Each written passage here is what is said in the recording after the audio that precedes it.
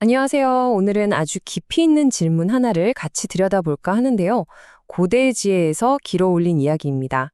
지혜로운 삶, 이게 대체 뭘까요? 우리 다들 한 번쯤은 생각해 보잖아요. 근데 오늘 우리가 볼 이 지혜서는요, 그 답이 단순히 지식을 쌓는 게 아니라 세상을 보는 관점을 바꾸는 데 있다고 말해요.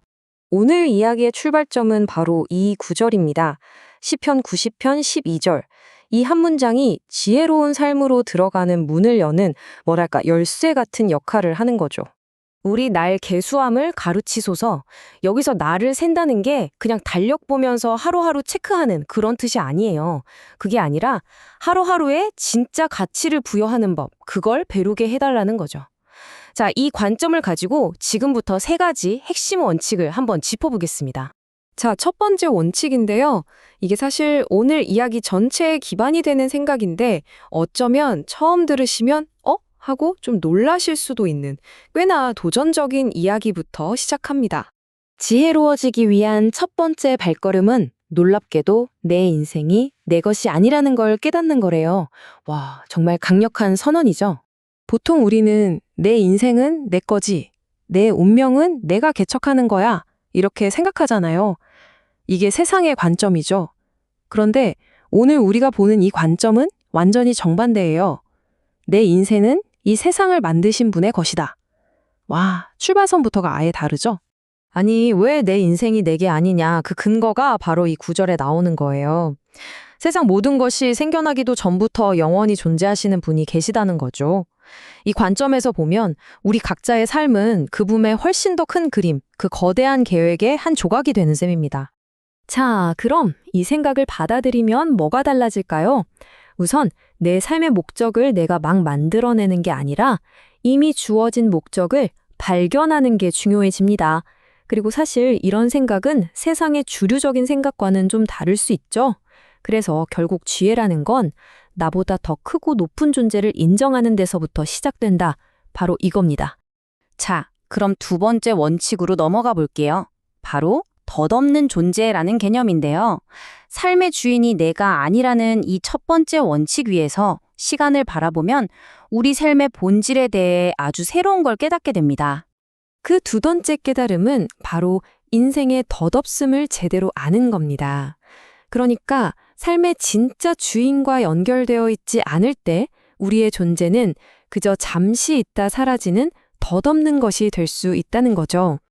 이게 얼마나 덧없는지를 정말 강렬한 비유로 설명하는데요. 마치 홍수에 모든 게 쓸려가 버리는 것처럼, 잠깐 자고 일어나는 것처럼, 또 아침에 파릇파릇 돋아났다가 금방 시들어 버리는 풀처럼 우리 인생이 그렇다는 거예요. 삶이 얼마나 짧고 연약한지를 확 느끼게 해주죠. 이 관점으로 보면 우리가 삶의 진짜 주인 없이 그분과 상관없이 혼자서 애쓰고 이룬 모든 것들은요, 결국 속이 텅 빈 껍데기에 불과할 수 있다는 거예요. 살짝 바람만 불어도 쉽게 쓰러져 버리는 그런 무의미한 것이 될 수도 있다는 뜻이죠. 자, 그럼 이런 생각이 들 수밖에 없죠. 아니, 인생이 이렇게 짧고 내가 하는 노력이 다 무의미할 수도 있다면 도대체 우리는 어디서 가치를 찾아야 하는 거죠? 굉장히 허무하게 들리잖아요. 다행히도 오늘 우리가 보는 이 지혜서는 이런 절망적인 질문에 대한 해답까지도 딱 제시해 줍니다. 그게 바로 세 번째 원칙, 가치 있는 삶입니다. 이 허무함 속에서 오히려 아주 깊고 의미 있는 가치를 찾아내는 길을 보여주는 거죠. 자, 해법은 바로 이겁니다. 이 덧없는 삶을 가치 있게 만들고 싶다면 그 삶을 창조주, 그리고 그분의 목적과 연결시키라는 거예요. 이게 바로 짧은 인생에 영원한 의미를 불어넣는 방법이라고 말합니다. 여기서 진짜 재밌는 건요, 그냥 이렇게 생각해라 하고 끝나는 게 아니라 이 철학을 어떻게 실제 행동으로 옮길 수 있는지 구체적인 단계를 보여준다는 거예요. 첫째, 그 창조주를 알기 위해 적극적으로 노력하고, 둘째, 살면서 겪는 좋은 일이든 나쁜 일이든 그 모든 경험 속에서 그분의 뜻을 찾아보고, 마지막으로 내가 하는 모든 일이 결국 그분을 통해서 굳건하게 세워진다는 걸 인정하는 것. 바로 이 과정입니다. 자, 그러면 이런 원칙들이 실제 우리 삶에서는 어떻게 나타날 수 있을까요? 이 글을 쓴 저자가 자기 경험을 예로 들어서 아주 쉽게 설명해 줍니다.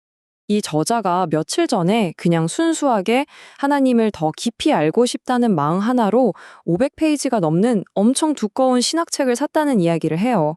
보세요. 이런 작은 행동 하나가 방금 전까지 이야기했던 추상적인 원칙들을 아주 현실적이고 또 누구나 따라해 볼 수 있는 구체적인 걸로 만들어 주잖아요. 결국 핵심은 이 개인적인 다짐인 거죠.